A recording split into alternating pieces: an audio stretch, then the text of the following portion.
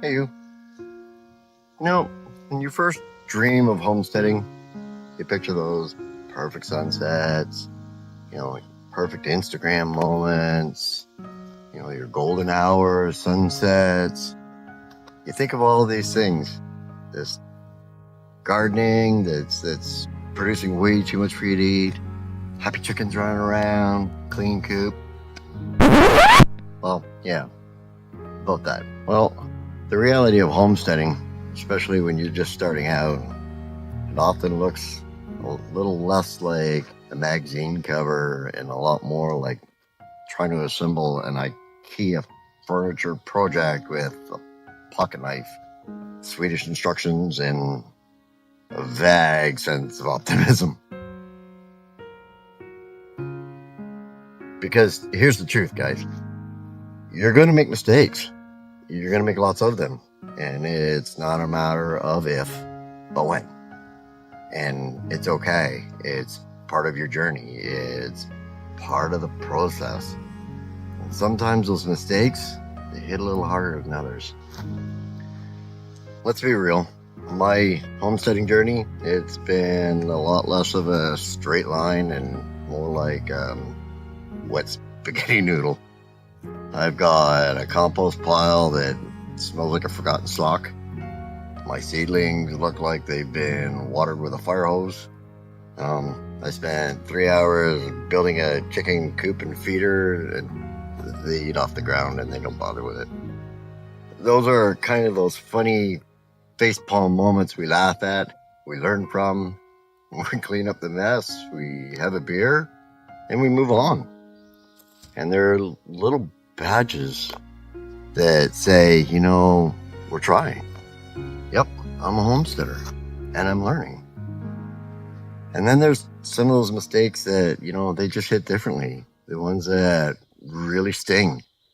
And for many new homesteaders, especially those diving into raising animals, that nothing prepares you for the heartbreak of losing a little life. I remember the first time I lost a chick. You pour so much hope and care into those tiny little fluff balls.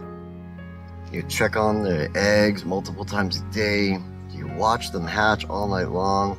You fuss over their brooder temperature to make sure that they have water and food and everything is perfect. And then despite all your best efforts, you overlook something, and one of those little fluff balls don't make it.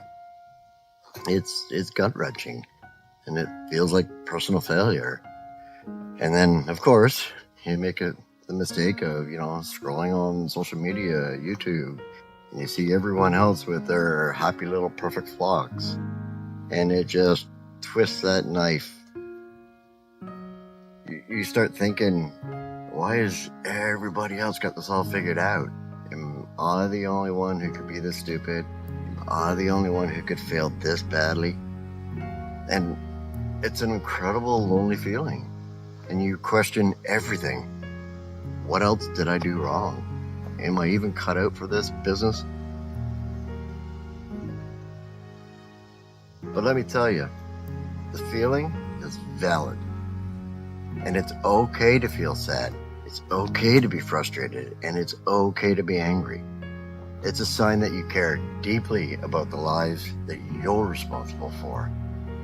And here's the crucial part, the wisdom I want to share with everybody. Don't let that heartbreak stop you.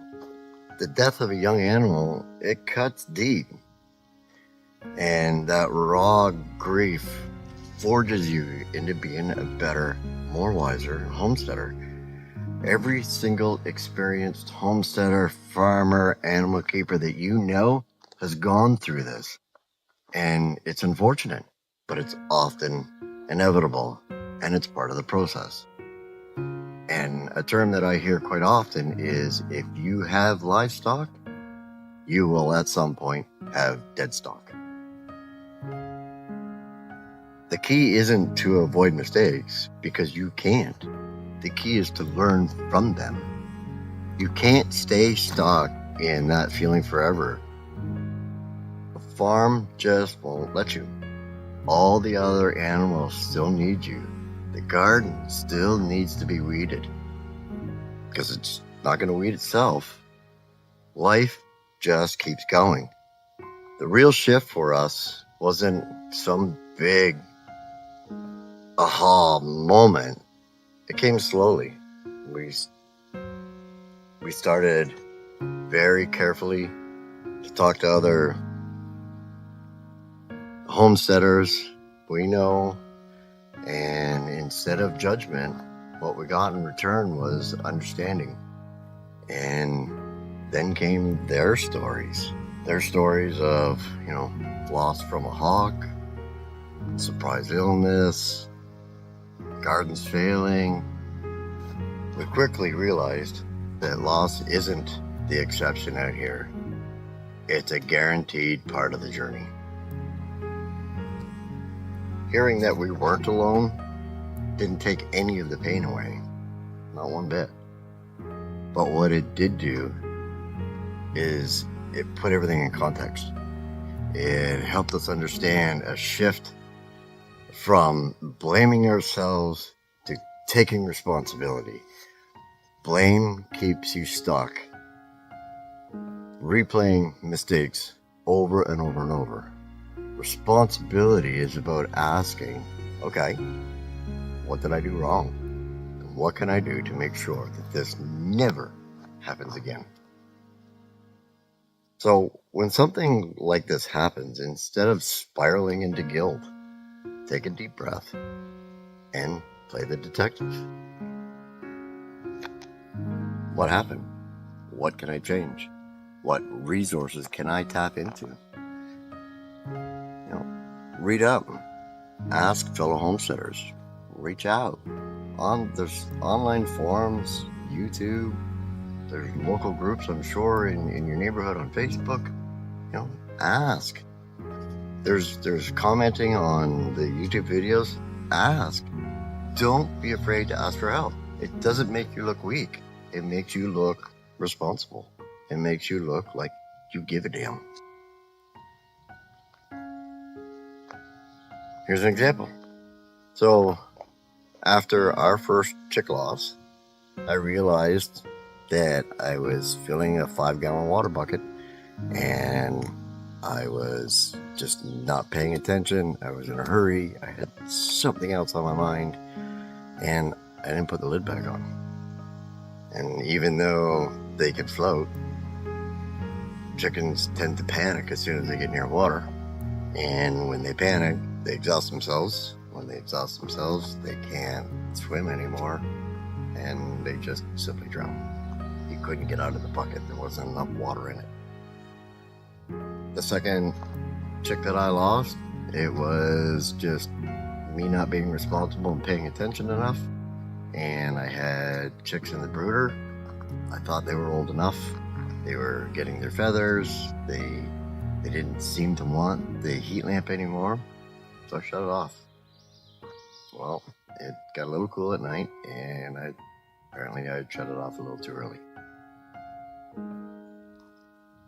So this isn't about blaming yourself. It's about empowering yourself with knowledge. Every little setback is a step forward in learning, and it builds resilience.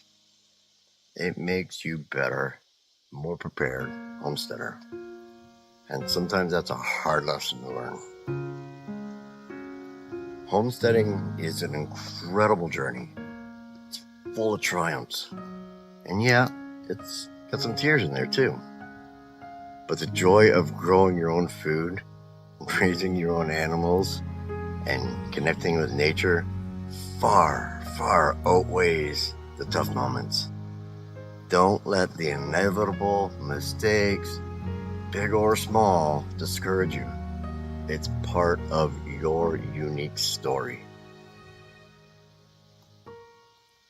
So, tell me in the comments, what mistakes did you make?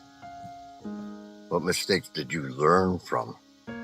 What taught you that valuable lesson that you're never going to forget? Or what kind of advice do you have for others that are dealing with loss or going through a tough time, share them in the comments down there. Let's build a supportive community where we can all learn, grow, and move forward together.